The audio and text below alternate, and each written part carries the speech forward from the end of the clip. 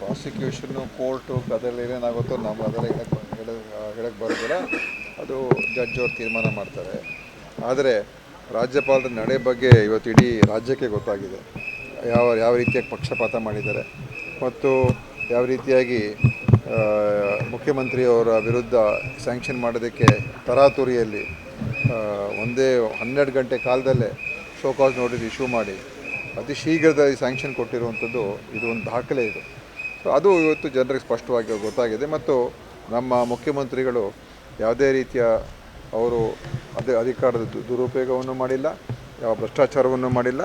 B J ಪಿಯವರಿಗೆ ಇದನ್ನು ಸುಮ್ಮನೆ ಬೊಬ್ಬೆ ಹೊಡ್ಕೊಂಡು ಸುಳ್ಳನ್ನು ಸತ್ಯ ಮಾಡೋದಕ್ಕೆ ಇಡೀ ದೇಶಾದ್ಯಂತ ಅವರು ಪ್ರಯತ್ನ ಮಾಡ್ತಾಯಿದ್ದಾರೆ. ಅವರು ಯಾಕಂದರೆ ಸುಳ್ಳನ್ನು ಸತ್ಯ ಮಾಡೋದೇ RSSನ ಟ್ರೈನಿಂಗು ಅಲ್ವಾ.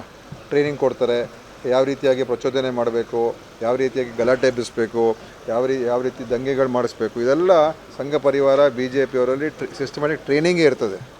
ಸೊ ಅವ್ರದ್ದು ಸಿಸ್ಟಮ್, ಅವ್ರದ್ದು ವ್ಯವಸ್ಥೆನೇ ಆ ಥರ. ಅದರಿಂದ ಅದೇ ಒಂದು ರೀತಿಯಾಗಿ ಇಲ್ಲೂ ಕೂಡ ಮಾಡೋಕ್ಕೆ ಹೊರಟಿದ್ದಾರೆ.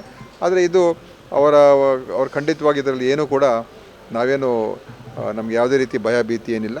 ನಮ್ಮ ಮುಖ್ಯಮಂತ್ರಿಗಳು ಭಾಳ ಸ್ಪಷ್ಟವಾದಂಥ ನಡೆ ಅವ್ರದ್ದು ಮತ್ತು ಯಾವುದೇ ರೀತಿಯ ತಪ್ಪನ್ನು ಕೂಡ ಮಾಡಿಲ್ಲ.